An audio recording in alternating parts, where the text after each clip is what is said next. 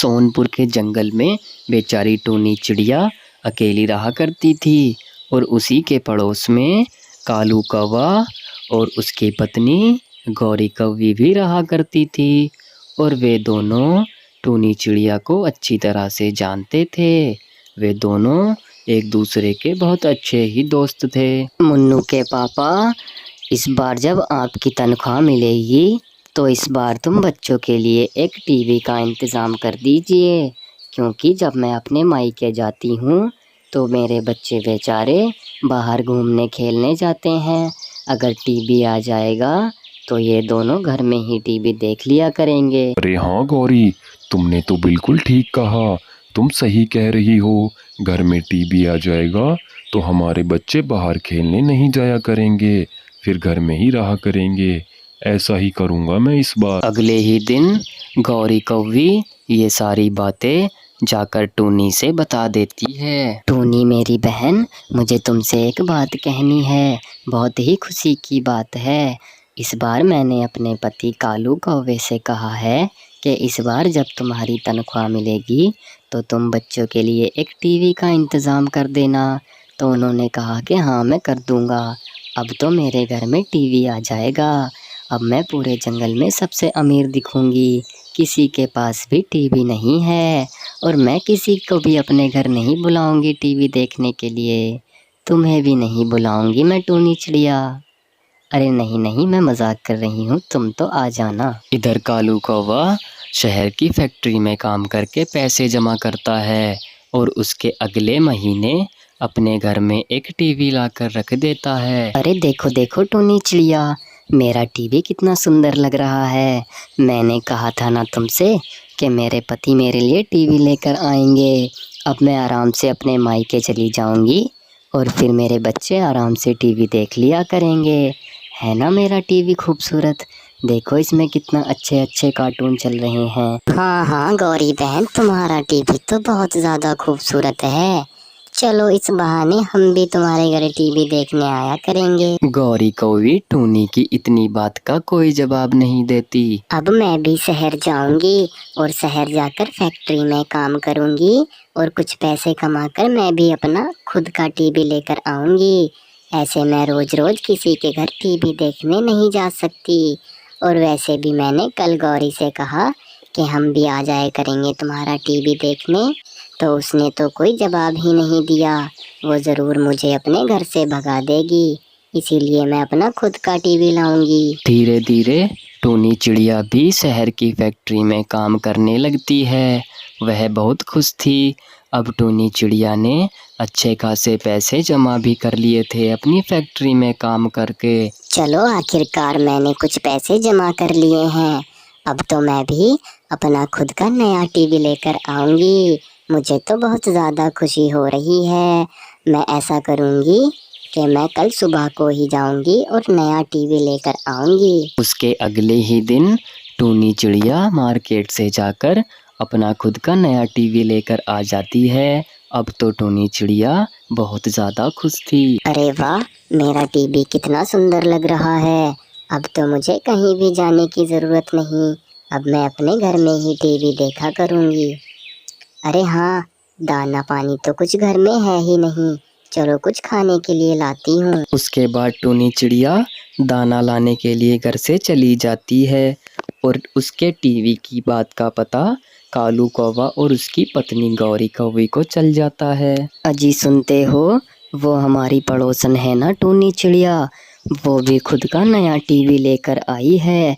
मुझे तो बहुत ज़्यादा गुस्सा आ रहा है उस पर।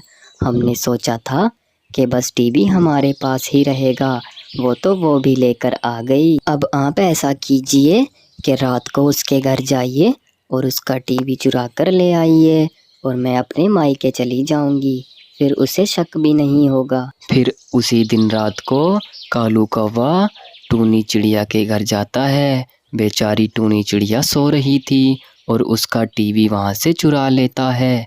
सुबह को जब टूनी चिड़िया को ये पता चलता है तो वह बहुत परेशान होती है। अरे ये क्या, मेरा टीवी कहाँ चला गया? किसने चुरा लिया मेरा टीवी? जिसने भी ये किया है बहुत बुरा किया है। मैंने इतनी मेहनत से पैसे जोड़कर वो टीवी लाया था और किसी ने वो चुरा लिया। जिसने भी वो चुराया है मैं उसको छोड़ूंगी नहीं। और दूसरी तरफ कालू कौवा और उसकी पत्नी खुशी मना रहे थे, लेकिन उन दोनों की बातें ऊपर से एक दूसरी चिड़िया सुन रही थी। जी सुनते हो, देखो अब तुम टूनी चिड़िया का टीवी ले आए हो और उसको आपने बेच भी दिया। अब मैं जल्दी से अपने मायके चली जाती हूँ ताकि उसको शक ना हो, और फिर थोड़े दिनों बाद आ जाऊंगी, है ना? ठीक रहेगा ना ये सब कुछ? लेकिन वो चिड़िया ये सारी बातें आकर टूनी चिड़िया से बता देती है कि ये बात उनमें हो रही हैं। अब तो कालू कौवे ने तुम्हारा टीवी चुराया है और उसकी पत्नी अपने मायके जा रही है। अगली सुबह होते ही टूनी चिड़िया फैक्ट्री चली जाती है, क्योंकि उसको पता था कालू कौवा वहीं आने वाला है। कालू, तुमने मेरे साथ ठीक नहीं किया। मैं उस टीवी को बहुत ज़्यादा मेहनत करके लाई थी। फैक्ट्री में काम कर कर कर मैंने पैसे जमा किए थे और फिर मैं वो टीवी लाई थी, लेकिन तुमने मेरा टीवी चुरा लिया। अब मुझसे झूठ बोलने की कोशिश मत करना, क्योंकि जब कल तुम और तुम्हारी पत्नी गौरी बात कर रहे थे तो एक दूसरी चिड़िया ने तुम्हारी बातें सुन ली थी और उसने सारी बातें मुझसे बता दी। अब जल्दी से मेरा टीवी मुझे वापस कर दो, नहीं तो मैं तुम्हें छोड़ूंगी नहीं। देख लेना, बहुत बुरा अंजाम होगा। देखो देखो टूनी चिड़िया, मुझसे बहुत बड़ी गलती हुई है। मैंने ये सब अपनी पत्नी गौरी के कहने से किया था। मुझे नहीं पता था कि इतना सब कुछ हो जाएगा। मैं समझ सकता हूँ कि तुम भी मेरी तरह फैक्ट्री में मेहनत करके वो टीवी लाई थी। मुझे माफ़ कर दो टूनी चिड़िया, मुझसे बहुत बड़ी गलती हुई है। मैं अब तुम्हारा टीवी तो वापस नहीं दे सकता, लेकिन ये कुछ पैसे हैं, ये रख लो। अब तुम नया टीवी लेकर आ जाना। मुझे माफ़ कर दो, मुझसे बहुत बड़ी गलती हुई है। एक बार की बात है, सोनपुर के जंगल में एक टूनी नाम की चिड़िया रहा करती थी और वह बेचारी बहुत ज़्यादा परेशान रहती थी, क्योंकि उसका जो घर था वो बहुत ही कमज़ोर था। वो अबजा बारिश को नहीं झेल सकता था। बस मुझे तो अपने इस घर की ही चिंता लगी रहती है। अगर किसी वजह से तेज तूफान या बारिश हो गई तो मेरा घर तो बचेगा ही नहीं। एक तो मेरे पास खाने को कुछ नहीं रहता, ऊपर से जो बचा कुचा मेरा घर मेरे पास है, फिर वो भी मेरे पास नहीं रहेगा। मुझे जल्दी से इसका कुछ ना कुछ करना होगा। लेकिन सोनपुर के जंगल में बारिश का मौसम बहुत जल्दी ही बन जाता है। चलो पहले मैं कुछ खाने का इंतजाम कर कर आती हूँ, क्योंकि फिर बारिश का कुछ पता नहीं कब आ जाए। अगर मैं बारिश से पहले पहले ले आऊंगी तो आराम से अपने घर में रह लूंगी, और अगर कुछ दिक्कत घर में हुई तो उसको भी संभाल लूंगी मैं। उसके बाद टूनी चिड़िया खाना ढूंढने के लिए घर से निकल जाती है और जंगल में जाकर बहुत तेज बारिश होती है। अब टूनी चिड़िया बेचारी जंगल में ही फंस जाती है। हे भगवान, ये क्या हुआ? अब मेरा घर का क्या होगा? मेरा घर तो इतनी बारिश नहीं झेल सकता। अब तो मुझे पक्का लगता है कि मेरा घर नहीं बचेगा। अब मैं कहाँ रहूंगी? हे भगवान, मैं क्या करूं? मेरी तो कुछ समझ नहीं आ रहा। इतना सब होने के बाद भी बारिश तो बंद होने का नाम ही नहीं ले रही थी। टूनी चिड़िया बेचारी अब बुरी तरह से फंस चुकी थी। उसके पूरे 24 घंटे बाद बारिश बंद होती है और अगले दिन टूनी चिड़िया अपने घर पहुंचती है। वो जाकर देखती है सुबह को तो उसके घर की छत टपक रही थी। जैसा मैंने सोचा था बिल्कुल वैसा ही हुआ। मैं सोच ही रही थी अगर आज बारिश तक हुई तो मेरे घर में कुछ नहीं बचेगा। ये देखो ये हुआ क्या है, अब मेरे घर की छत भी टपक रही है। मेरे पास तो लकड़ियाँ भी नहीं है इसको ठीक करने के लिए। अब मैं क्या करूँ? हाँ, कालू भैया के पास चलती हूँ, देखती हूँ अगर वो थोड़ी मदद करते हैं तो मेरी। उसके बाद टूनी चिड़िया कालू कौवे के घर जाती है। अरे आओ आओ टूनी चिड़िया, आज कैसे आना हुआ? लगता है कि कुछ काम है मुझसे, तभी तो मेरे घर आई हो तुम। हाँ कालू भैया, मुझे थोड़ा सा काम है आपसे। मैं बहुत ज़्यादा परेशान हूँ, आप मेरी मदद कर दीजिए। रात जो बारिश हुई है उस बारिश से मेरे घर की छत टपक रही है। अगर आपके पास थोड़ी सूखी लकड़ियां हो तो मुझे दे दीजिए, मैं अपनी छत की मरम्मत कर लूँगी। क्या कहा, सूखी लकड़ियाँ? देखो देखो, मेरे पास कोई भी लकड़ी नहीं है। अभी तुमसे पहले बंटी कबूतर भी आया था मेरे पास कि मुझे भी थोड़ी सी सूखी लकड़ियाँ दे दो, लेकिन मैंने उसको भी मना कर दिया।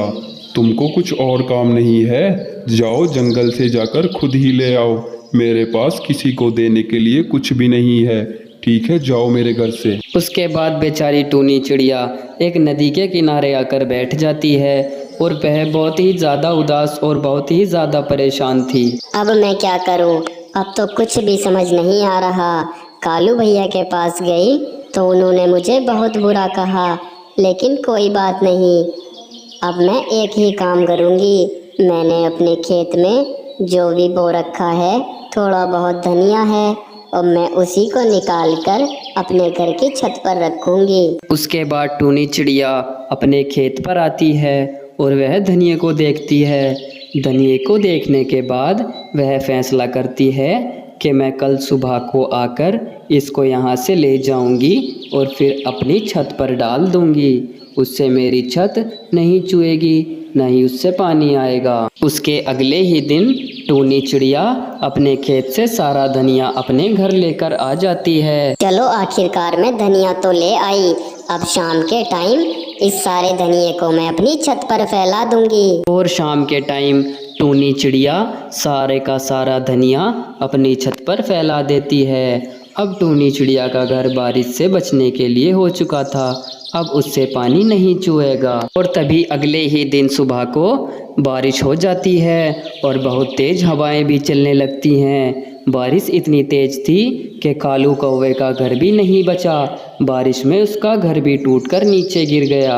अब बेचारा कालू कौवा भी बेघर हो चुका था। अब कालू कौवा बहुत ज़्यादा परेशान हो गया और इधर टूनी चिड़िया अब आराम से अपने घर में बैठी हुई थी। अब टूनी चिड़िया को कोई भी परेशानी नहीं थी, ना तो उसकी छत टपक रही थी और उसके पास खाने के लिए भी था। थोड़ी ही देर बाद कालू कौवा उसके पास आता है। टूनी चिड़िया, मुझे बचा लो, मेरा घर बारिश में टूट गया है। अब मेरे पास रहने के लिए भी कुछ नहीं बचा। अब मैं बेघर हो चुका हूँ। मैंने उस दिन तुम्हें बहुत बुरा भला कह दिया था, लेकिन मुझे अपनी गलती का एहसास हो गया है। अब मैं कहाँ रहूँगा, इसीलिए मैं तुम्हारे पास आया हूँ। अब आया ना तुम्हारी समझ में कि क्या हुआ है तुम्हारे साथ। जिस पर बीतती है उसी को पता चलता है कि उसके साथ क्या हो रहा है। यह तो अच्छी बात है कि तुम्हें अपनी गलती का एहसास हो गया।